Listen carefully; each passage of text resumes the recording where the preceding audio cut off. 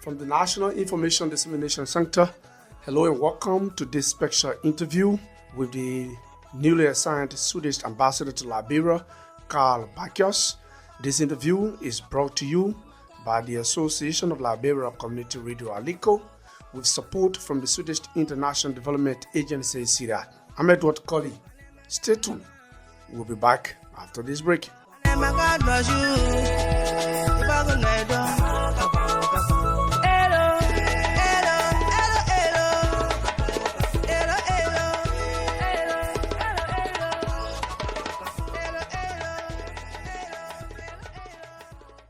Ambassador Beckeus, I'd like to say welcome to Liberia and welcome to this special interview. Thank you very much. I'm very happy to be here, honored to be able to be on your show this morning. How is Liberia since you came? How do you view Liberia? Oh, I think it's been a fantastic experience this first months. I've been here almost 6 months now, and me and my family, I'm here with my wife and 2 girls, and we've been very warmly welcomed. We're really appreciating it. It's a fantastic country. A lot of challenges. We should not shy away from that. We should not hide those. But also so much that is fantastic about this country, and the people have been so welcoming. So we have really, we're enjoying our time here very much. Sweden has been a valuable partner in efforts in consolidating Liberia democracy. It has been marked by, for instance, support to local non-governmental organizations, women rights groups, the media, the government. How crucial has such support been in strengthening Liberia's democracy? I think it's hard to put a figure on how crucial it's been, but I'm hoping, I feel fairly confident that it has been played a fairly significant role. But of course, a democracy is only as strong as the people who are part of it and the country that it is working in. So I have seen this in my first months here, a very strong commitment to democratic principles and respect for human rights in this country. People are exercising their free speech. I think this is something very fantastic. That said, I think we have contributed. We have played a role. We've supported civil society organizations, to name just a few, NAMOT, we've supported Leon, and these have been crucial in, I think, fostering a more inclusive and participatory political environment in this country. And our support to media, including ALICOR, of course, community radio is also vital to ensure that people have access to information across the country, and that is a cornerstone of well-functioning democracy. We've been very happy to be playing this part together with this country, both civil society organizations and the government. We've also supported the National Elections Commission through a UN organization called UNDP, which has been important in terms of strengthening and enhancing credibility in the electoral process. So those are just a few things I want to mention. But as I said, I think the foundation and the starting point is you need a strong country ownership. You need leadership from the country in itself. And I think this is something that Liberia is continuing to show. Sweden is one country that talked about the involvement of women in political activities, market, business. As Liberia consolidates democratic credentials for holding elections frequently, what role has Sweden been playing, or it tends to play, to help boost women's participation in the governance process of Liberia? This is another area where I think we have been able to participate and contribute, and we're proud to see that. Again, let me just take a step back and say that part of the reason why we are working closely in Liberia with civil society organizations, with the people of Liberia, with the government and other actors, is that we feel that we have a strong values-based partnership. We have, from the Swedish side, a strong commitment to democracy and human rights, which we talked about, and gender equality is part of that. And we feel that there's an area where we can cooperate, where we see that there's a lot of commonality. We do see that there is a commitment also on the Liberian side, which is why we want to work in this area. More concretely, we talked about the support to the National Elections Commission, and we do also through UN Women, another UN organization, provide support, which has worked to strengthen policies on female candidates for various public offices, have received training and political leadership and campaigning. So that's one way that we've been doing that.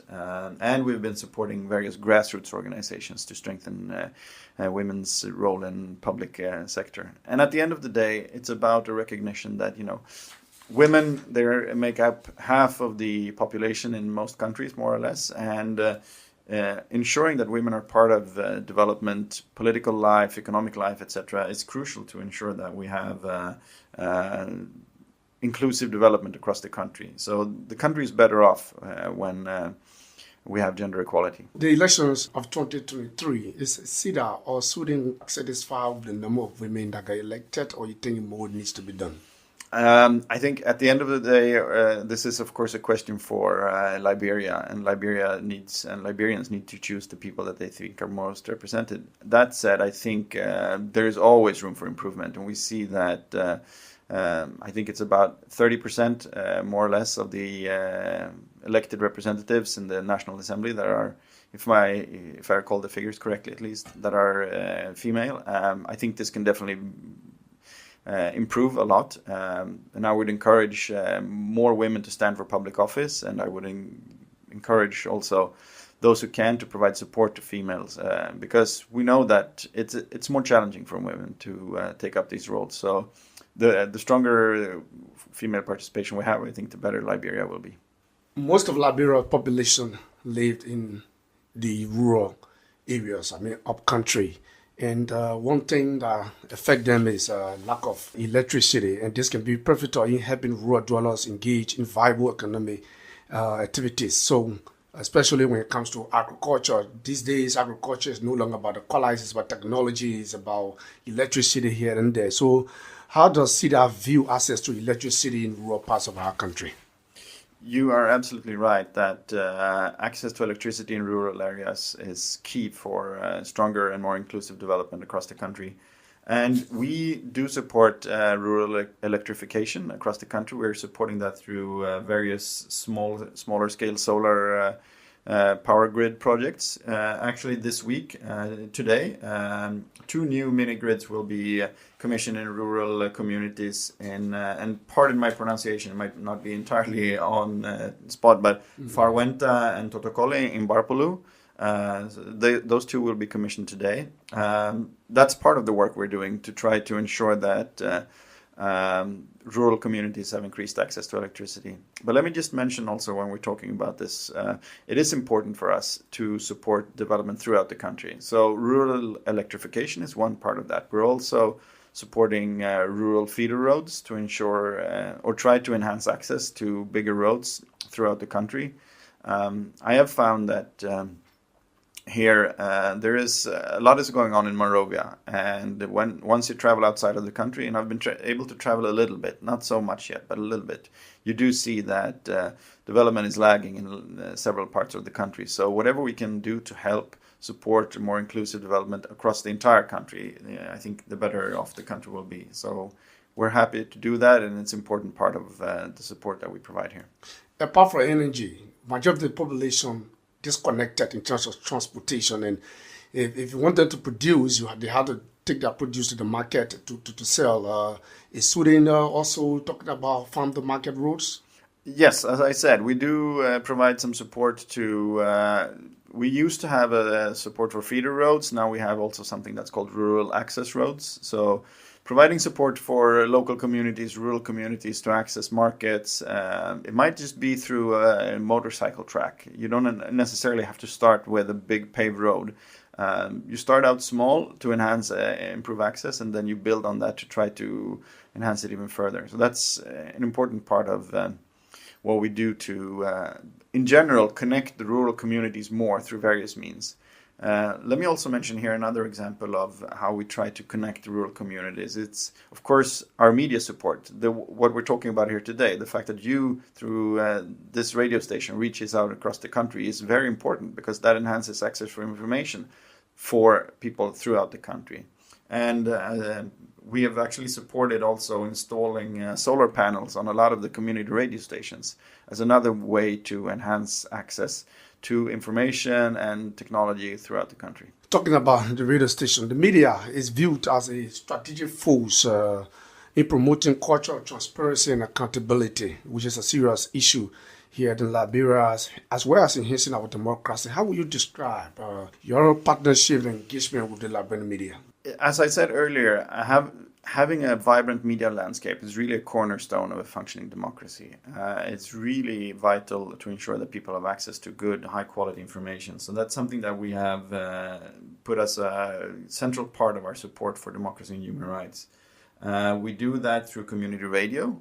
It's perhaps the most important source of information in Liberia. So we are very proud to support that through ALICOR. And we this is, as I said, it's a support that's based on the belief that everyone needs to have access to non-biased and accurate news and information. Especially, I think, today, with those of us who have access to different social media platforms, there is so much information out there. And it's important that we treasure and value free speech, and that's, again, something that I've seen very clearly here in Liberia since I came. But it's also important that we use that freedom responsibly, and that we try to avoid spreading lies, sow hatred, and deepen divisions, because it's also very easy to use various information platforms to do that. So I think part of being a responsible citizen is using your freedom of speech and speaking up when you need to, but also using that responsibly. And that's something that I think is important. So that's why we're also, for instance, when we talk about media, supporting investigative journalism, high-quality investigative journalism. So we've been doing that through an initiative called New Narratives, for example. So all of this is about, trying to help create a more informed citizenry that can hold the government accountable and demand their rights and participate in a democratic process, and do that in a responsible and sensible manner. The media in Liberia, the news was just about Capitol Hill, what the president does, what the lawmakers are doing, the guys in the judiciary. This place was birthed to counter that, to give voice to the people in rural Liberia and then get response from their government. How crucial is it for people in rural Liberia voices to be heard? Oh, it's fundamental. I think you can't really underestimate the importance of that, because again, if we're talking about development and of a democratic citizenry, and also development and reduction of poverty throughout the country, people all throughout the country need to have their voices heard, and they need to be able to access information. So that's absolutely fundamental. If not, I think, that's a breeding ground for distrust, and at the end of the day, a lot of dissent, and also potentially a calls for, protests. And I think history shows us how that can unfortunately lead to some very tragic outcomes. So it's really important also as a way to ensure that peace prevails. If you're just joining us, you're listening to a special interview with the newly assigned Swedish ambassador to Liberia, Karl Backeus. This interview is brought to you by the Association of Liberia Community Radio, ALICOR, with support from the Swedish International Development Agency, Syria. I'm Edward Colley. Stay tuned.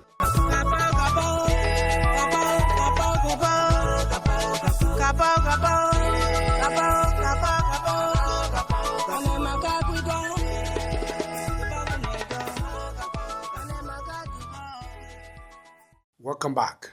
In May of 2024, the government took a groundbreaking steps when it comes to bringing justice to victims of Liberia civil war. It's been over 20-some years since the civil war ended. We've been having some elections, but there are still demand across this country that those who bear the greater responsibility of our crisis face the law. And the government have set up the office of the World and Economic Crimes Court.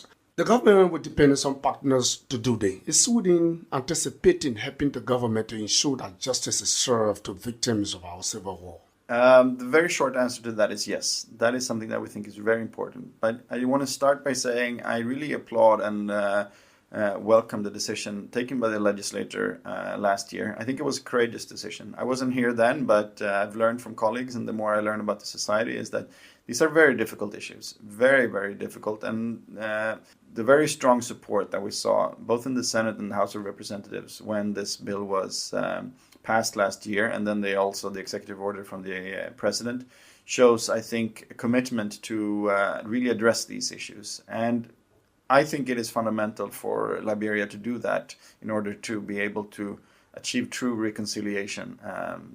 Impunity is never a good basis to move forward, and we need accountability for the crimes that were committed. So this office, I think, is a very important and good first step, but I think we also need to realize that it is a first step. Now the government must show commitment.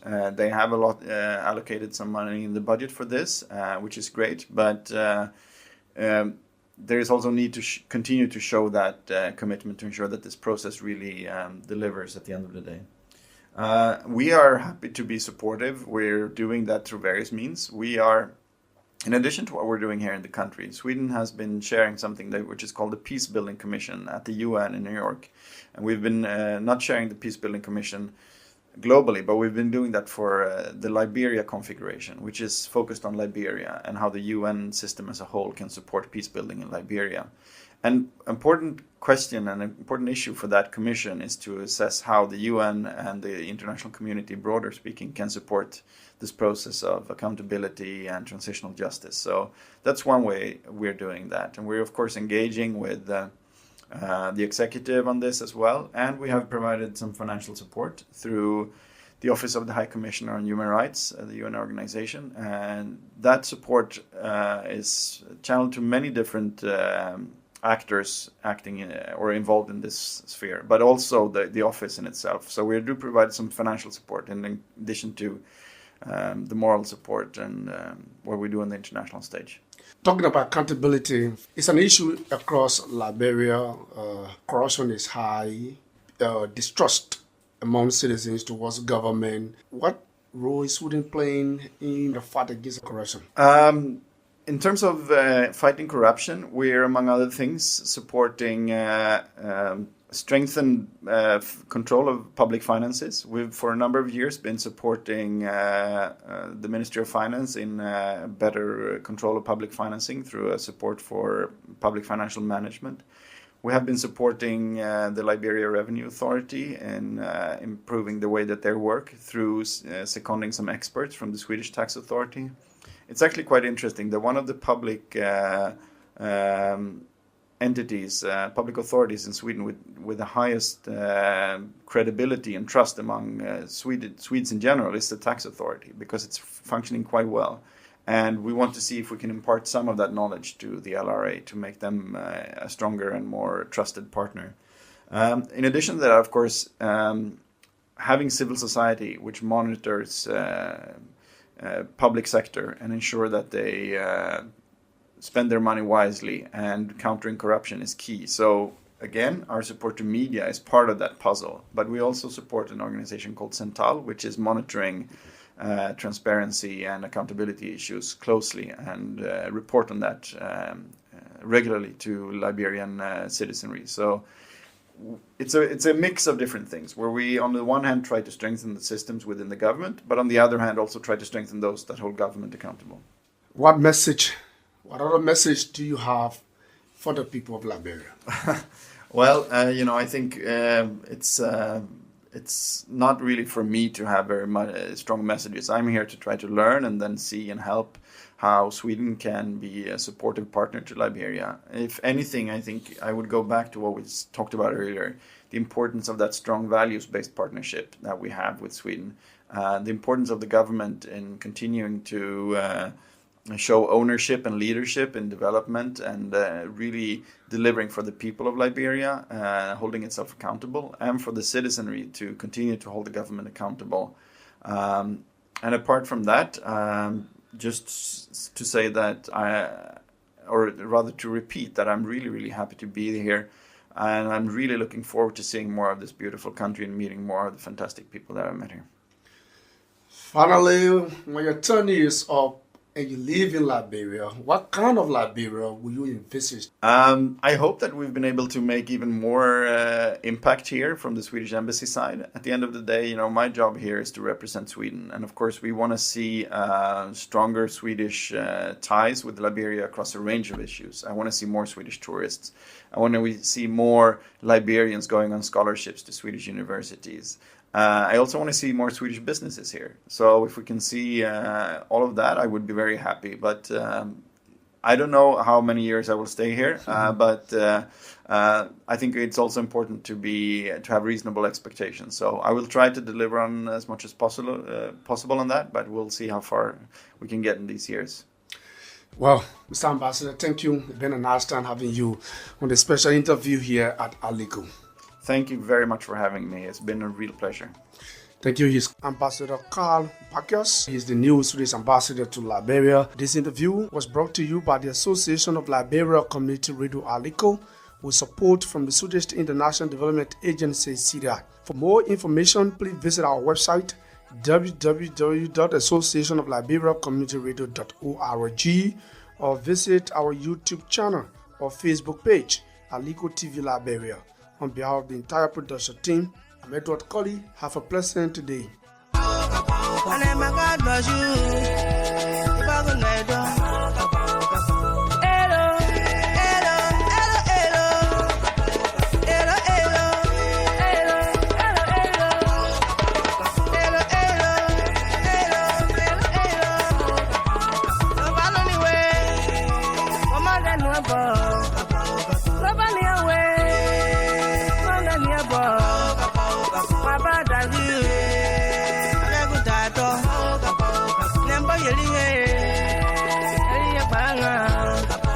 Never